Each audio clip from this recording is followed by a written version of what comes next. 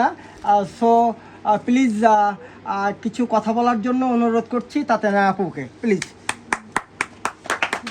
না আপনি বসে বলুন আপু। হ্যাঁ, সবার প্রথমে আমি আপনাদেরকে সালাম দিই। আসসালামু শুনতে আলাইকুম। পাচ্ছেন তো?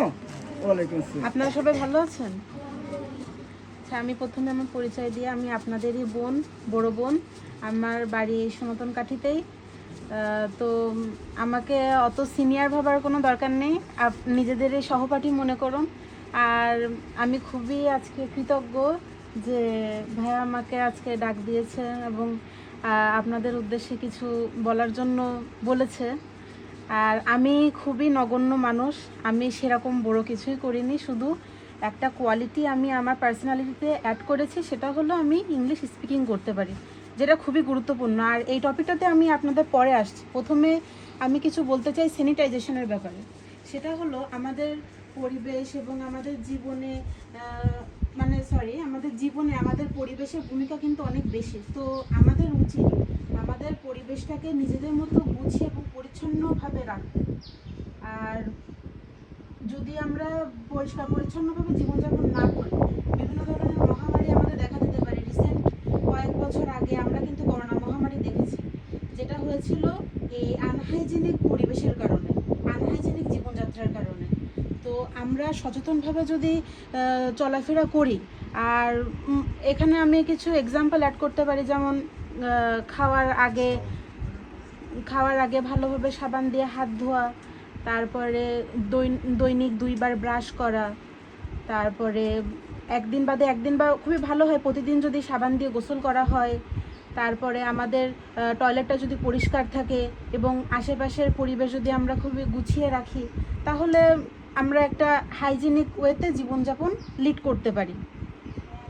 এখন আমরা সচরাচর দেখা যায় যে খুবই আনহাইজিনিক পরিবেশে আমরা বড় হই, যেখানে সেখানে কফ থুতু ফেলি, বা আমাদের এগুলো নিয়ে আসলে কেউ কথা বলার থাকে না, যে কারণে আমরা এগুলো বিষয়ে অ্যাওয়ার না।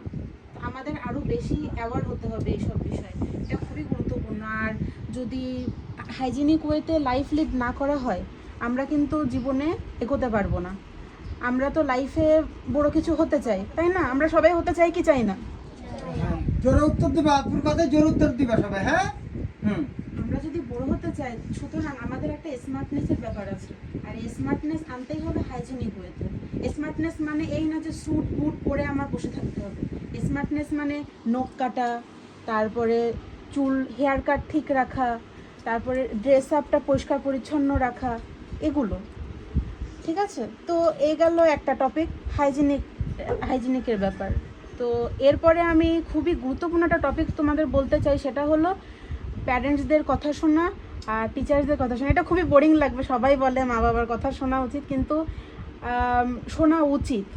যদি তারা ভুল বলে, তখন তোমরা সেটা তাদেরকে বুঝিয়ে বলতে পারো, কারণ মা বাবাও তো মানুষ, তাদের ভুল হতেই পারে। তোমরা তাদেরকে সেটা বুঝিয়ে বলতে পারো, কিন্তু এমন না যে তাদের সব কথা ইগনোর করে দিতে হবে। তাদের কথা শুনবে এবং বুঝবে যে এটার নেগেটিভ দিক কোনগুলো এবং পজিটিভ দিক কোনগুলো, বুঝে সেই হিসেবে অ্যাক্ট করতে হবে। স্যার ম্যাডামদের কথা শুনতে হবে এবং স্কুলে খুবই রেগুলার হতে হবে, পড়াশোনায় রেগুলার হতে হবে। আর ইংলিশ মাস্ট বি জানতে হবে, কারণ আমি আপনাদের বলি, সেটা হলো ইংলিশ ইন্টারন্যাশনাল ল্যাঙ্গুয়েজ, সেটা আমরা সবাই জানি। আর এই ল্যাঙ্গুয়েজটা না জানলে আমরা কিন্তু সব কোথাও গুরুত্ব পাবো না। আর নিজেকে স্মার্ট করে গড়ে তুলতে, এই যে আমি হাইজিনিকের ব্যাপারগুলো বললাম, এখানে বাংলাদেশের বাংলা ভিডিও খুব কমই পাবেন। এই হাইজিনিক ওয়েতে আপনি যদি অনলাইনে যান, বেশিরভাগ ইন্টারন্যাশনাল আপনি ভিডিও দেখবেন।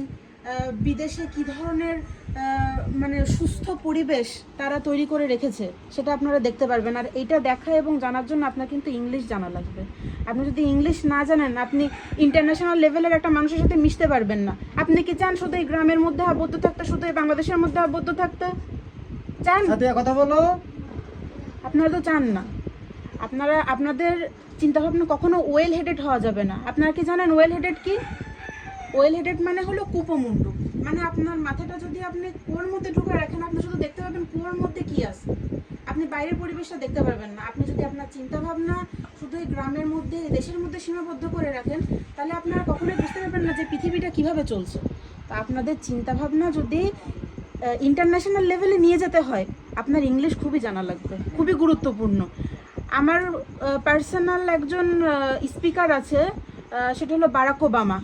উনি তো আর বাংলা স্পিচ দিবেন না, আর আপনি যদি বাংলা ট্রান্সলেট করেও দেখেন আপনি কথার মাহাত্ম্যটা বুঝতে পারবেন না। আপনার সে কথাগুলোকে জানতে এবং বুঝতে আপনার ইংলিশ জানা লাগবে, এটা খুবই গুরুত্বপূর্ণ। তারপরে মানুষের সাথে কমিউনিকেট করা, বিদেশে কিভাবে চলছে, দুনিয়াটা কিভাবে চলছে, আপনি নিউজ দেখতে পারেন। এবং নিউজ দেখতে গেলে বিবিসি, তারপরে এ ধরনের ইন্টারন্যাশনাল নিউজ আছে, এগুলো জানতে এবং বুঝতে গেলে আপনার ইংলিশ জানা লাগবে। তারপরে হায়ার এডুকেশনে আপনি যদি যান, আপনার চিন্তাভাবনা তো আর স্কুল পর্যন্ত না, আপনি ভার্সিটিতে যাবেন, কলেজে যাবেন, এবং সেই জায়গায় আপনি যদি ইংলিশ না জানেন আপনি পড়তে পারবেন না। কারণ আমরা যে বইগুলো পড়ি পড়বো ফিউচারে, সেগুলো হবে ইন্টারন্যাশনাল রাইটারদের, এবং তারা অবশ্যই বাংলাতে বই লেখেননি, তারা অবভিয়াসলি ইংলিশেই লিখেছেন, এবং আমাদের ইংলিশেই বই পড়তে হবে। তো সেটা জানা খুবই জরুরি। এখানে কিন্তু 7, 8, 9, 10-এরও স্টুডেন্ট আছে, হ্যাঁ। আর সবগুলো হচ্ছে ছোট ছোট। আপনি এদের ভিতরে এরা টেন্স সম্পর্কেও কিছু জানে, হচ্ছে তুমি এদেরকে জিজ্ঞেস করতে পারো। আব্দুল্লাহ, আপুকে একটু তুমি বলো তো, উঠে দাঁড়াও। প্রেজেন্ট টেন্স আর পাস্ট টেন্সের টেন্সটা বলো। টেন্স টেন্স কোনো কাজ বা ঘটনা সংঘটিত হওয়ার সময়কে কাল বা টেন্স বলে। টেন্স 3 প্রকার: present tense, past tense, future tense. Present tense বর্তমানকালে কোনো কাজ বা ঘটনা হয় বা ঘটে এমন বোঝালে প্রেজেন্ট টেন্স। প্রেজেন্ট টেন্স 4 প্রকার: present indefinite tense, present continuous tense, present perfect tense, present perfect continuous tense.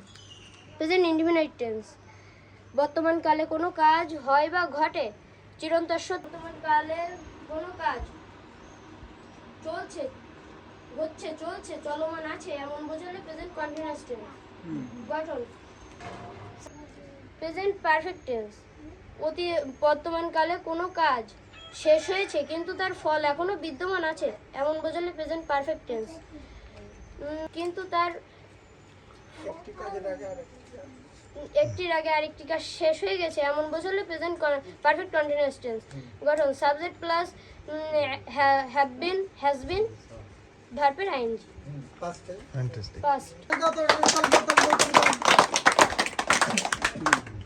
Good job brother, what is your name? My name is Abdul. Good good, Abdullah did well. Did well. হ্যাঁ, আরও আছে এখানে তামিম, উঠে দাঁড়াও, তামিম উঠে দাঁড়াও। Tamim tense complete. Tamim অনেক ইংলিশের বাংলা বলতে পারে। হচ্ছে এর কাছে আপনি কিছু জিজ্ঞেস Tamim, করলে you can ask something to Tamim. Tamim can answer in English. We can just you check. can just try. Tamim can introduce yourself. Can you introduce yourself, please? ইংলিশে বলো, তোমার পরিচয়টা ইংলিশে দাও। My name is Sheikh Tamim Hossain. Okay. I am a student in class 6. My father name is Sheikh Abdul Khalek. My father is a businessman. My mother name is Momotaz Begum. My mother is a housewife. Okay, Means আমাদের কোনো কিছু কি আপনাকে অনুপ্রেরণা দেয়? মানে কখনো কি আপনি কোনো অনুপ্রেরণা পেয়েছেন আমাদের কাছ থেকে?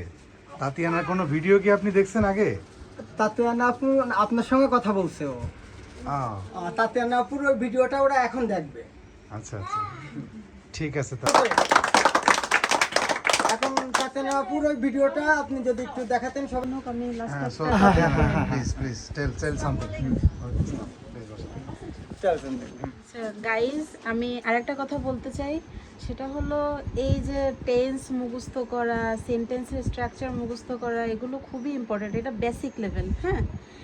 এইটা মুখস্থ করে ইংলিশে আমি পাশ করে আসলাম, এটা কিন্তু না, এটা একদমই করা যাবে না। ইংলিশ এটা ল্যাঙ্গুয়েজ, এটা সাবজেক্ট হিসেবে নিলে হবে না। আমি এটা সাবজেক্ট হিসেবে নিইনি, কারণ সাবজেক্টেও পরীক্ষায় ভালো মার্কস তুলি, বাট মেইন ইংলিশের কাজটা কি, আমাদের কারিকুলামে ইংলিশ অ্যাড করা হয়েছে কেন? যাতে আমরা ইংলিশে কথা বলতে পারি। তো আমাদের এটা মেক শিওর করতে হবে যে আমরা যেন ইংলিশে স্পিকিং করতে পারি, এটা শিখে যেন বসে না থাকি। যেমন আচ্ছা, আব্দুল্লাহ, হ্যাঁ, আব্দুল্লাহ আমাদের টেন্সের স্ট্রাকচার বললো, ও কি সুন্দর ইন্ট্রোডাকশন দিতে পারলো। টেন্সের স্ট্রাকচার আর ও যে স্পিকিং করলো, এটা কম্বিনেশন আমাদের করতে হবে, ঠিক আছে? এরকম সবার মুখস্থ থাকবে এবং সেন্টেন্সও মুখস্থ থাকবে, সেন্টেন্সের স্ট্রাকচার মুখস্থ থাকবে। কিন্তু আমরা যাতে রেগুলার ভয়েস প্র্যাকটিস করি, শুধু বইতে কয়েকটা ডায়লগ পড়লাম, প্যাসেজ পড়লাম, প্যারাগ্রাফ পড়লাম, সেই পর্যন্ত যেন সীমাবদ্ধ না থাকে, ঠিক আছে? আমি সবাইকে এনকারেজ করবো যাতে তোমরা দৈনন্দিন জীবনে সব কিছু প্র্যাকটিস করো। ধরো আম্মুর কাছে ভাত চাচ্ছ, তখন মনে মনে বলবা যে এটার ইংলিশ কি হতে পারে, আই ওয়ান্ট রাইস, হ্যাঁ? এরকম প্রতিদিন তোমরা যে কথোপকথন করবা, সেটা মনে মনে ট্রান্সলেট করার চেষ্টা করবে, ঠিক আছে? তো এটাই আমার most importantly they got this kind of teacher. হ্যাঁ, মিস্টার তোমরা হানিফ। তো সুন্দর একটা টিচার পেয়েছো, তার কথা শোনার চেষ্টা করবে এবং তাকে রেসপেক্ট করবে, সব কিছু ফলো করার চেষ্টা করবে, ঠিক আছে? আচ্ছা, সে যে ইনস্ট্রাকশন দিবে সেগুলো ফলো করার চেষ্টা করবে। আমরা তাতিয়ানা আপুর জন্য একটা বড় করে হাতে তালি দিই। আমাদের প্রাউড, আমাদের গর্ব তাতিয়ানা আপু। এখন উনার ফাদার, সেও আমাদের গর্ব। ওনার সঙ্গে তোমরা তো অনেক ছোট